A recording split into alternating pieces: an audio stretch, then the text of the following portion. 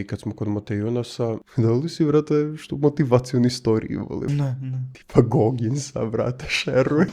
Rodgera Federera, neke izjave šeruje, brate. Mislim, brate, Ima li Tommy Shelby na neku sliku? Nisam još naletao na takvo nešto. Mora da ima spremno za slačionicu, razumiješ? Čak mislim da te stvari palivu u zvezdinu ekipu. Sigurno ne volim svi. Ako 80% tima se sviđa ta motivacija priča da se neki sad napravi pametan. Zamisli čim puste Gogginsa, ber.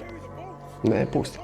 Strašno mi je samo, brate, nemoj da dođe moment kad će nekome, nemoj da preteramo ti Jonas i da nekome stvarno dođe preko glavu. Tipa meni Graham tu mi upada na pamet, nemoj nje.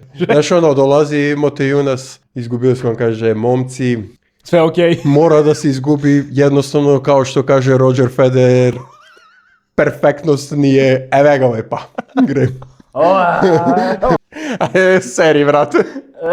Čovjek živeo u Monaku 8 godina. Ajde, mani me, brate, plati porez. Zamisli.